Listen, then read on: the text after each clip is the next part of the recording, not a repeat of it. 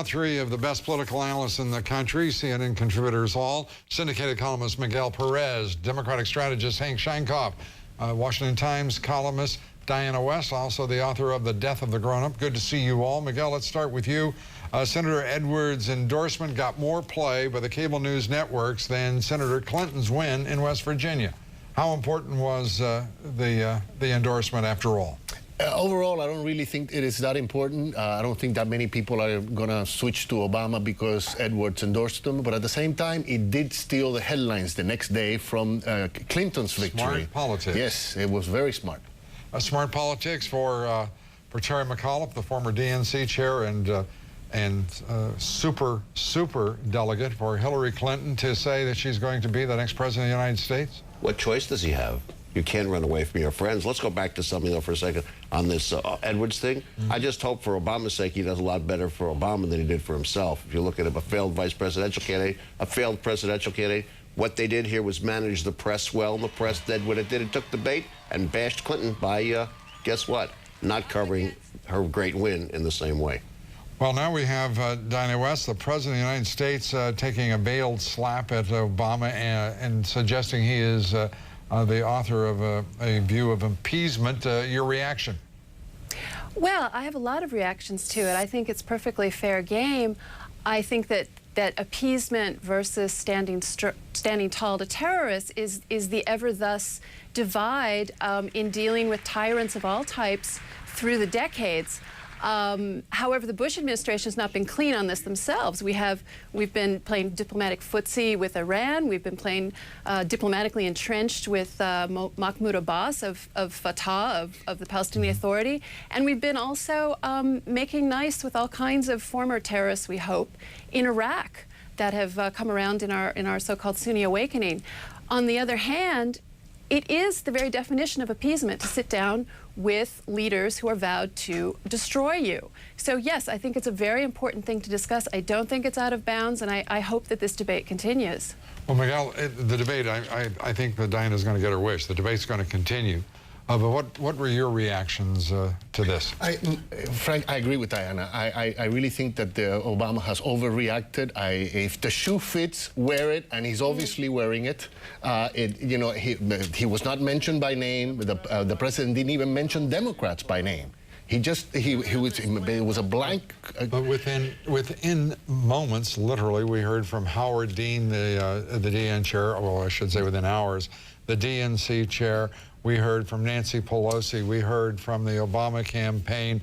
My goodness. They're getting very defensive, aren't they? And the question is why? There's a reason. I mean, last week, the chief spokesman for Hamas reported in dispatches, said that Barack Obama's their guy.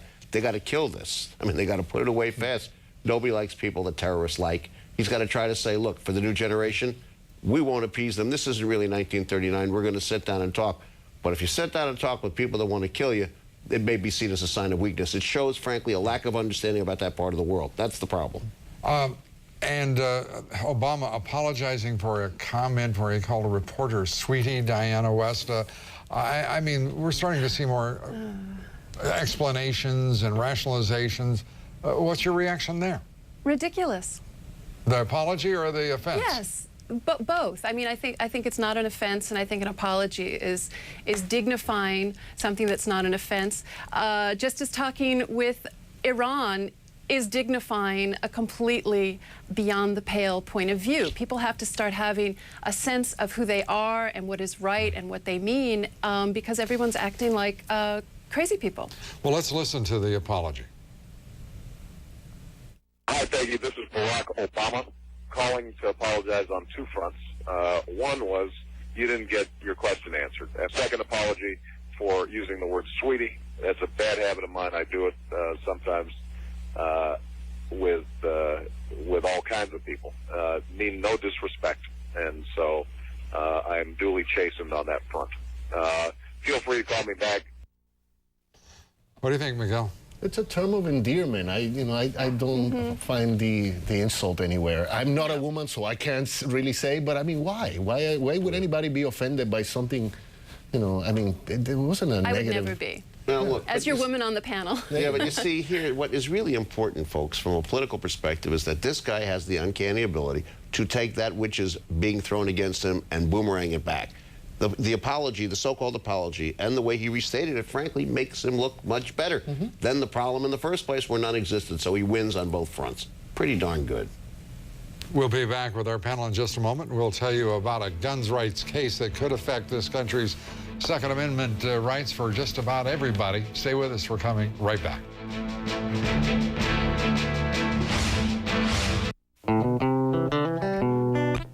In February 2009, TV stations will broadcast exclusively in digital. Every TV that's hooked up to cable will still work just fine. If you get TV through an antenna, you can still keep your sets working. Just visit dtv2009.gov to apply for government coupons for converter boxes. Or call 888-DTV-2009 for information. Here's a radically simple suggestion from eLoan. If you're looking for a higher interest rate from your savings account, just go to eLoan.com for information on our high-yield federally insured CDs. That's eLoan.com. eLoan. Radically simple. Ever since losing 41 pounds on Nutrisystem, I'm back in the game. Look alive, Golic. Hey, get back in the game. Get results with Nutrisystem for Men. These guys are definitely back in the game. Hey, I lost 22 pounds. Scott Conover, 100 pounds. Nutrisystem Advanced, the all-new program that lets you eat carbs, is heart healthy, and even helps you fight hunger. Pizza, burgers, hot roast, real food for real guys. Nutrisystem's delivered right to your door, and your shipping is free. You want real results? Get Nutrisystem. Get 4 full weeks of rib-sticking meals. Order now, and you can get an extra 21 breakfasts, lunches, snacks, dinners, and desserts. A full 3 weeks of food absolutely free. Look alive, Marino. Join my team and get back in the game. Call now, 888-604-SIZE, and find out how you can get 3 weeks absolutely free. Could you turn that TV down, please? Do you sometimes disturb others when you watch TV? Oh, just a minute. Does that have to be so loud? Tired of people asking you to turn the volume down? Now there's Listen Up, the personal sound amplifier that lets you turn the volume up for yourself without turning the volume up for everyone else. It turns ordinary hearing into extraordinary hearing. Look, it's smaller than a credit card, yet so powerful, you can hear a pin drop from across the room. With this handy device, you'll never miss another word at lectures, movies, shows, or even church. Other sound amplifiers sell for up to $100. But call now and you can get Listen Up for only $14.99. That's right, you get the Listen Up personal sound amplifier for just $14.99. So call now. To order, have your credit card ready and call 1-800-306-5400. That's 1-800-306-5400. Call now. Larry King Friday night. And the next American Idol is David. But which one? America's dueling Davids take your calls, along with the other 8 finalists. They might even sing for the King. Larry King Live. CNN Friday night, 9 Eastern. I'm back with Miguel Perez, Hank Scheinkoff, and Diana West. Miguel, this week, Senator McCain came out with the first of the presidential candidates really to do it, a statement about the future that he wants to build as president of the United States. A 30-second commercial. What did you think? I thought it was interesting. It's an obvious effort for him to get away from the 100-year prediction in Iraq. You know, he's trying desperately to get away with that. Now he's saying he can do it within 5 years. But he also made several other promises of what this country would look like at the end of his first term. I think it's very positive. I was impressed. Your thoughts, Hank? Very smart, right thing to do. Set the future stage now. Don't wait till Barack Obama is free and clear to go whack you around. Diana. I agree, and yet at the same time, it leaves him open to so many questions. How will he end the war by 2013? What is going to be different now that is not happening, or what is going to be different then that is not happening now? So that is what he needs to be ready for, and I have no idea what he'll say. Well, and no one covering this presidential race, nor voters right now, understand how any one of these candidates will pursue policy on the war in Iraq. Whether it's McCain and wrapping it up in 2013 or before, whether it is the two Democratic candidates saying that they'll withdraw our troops.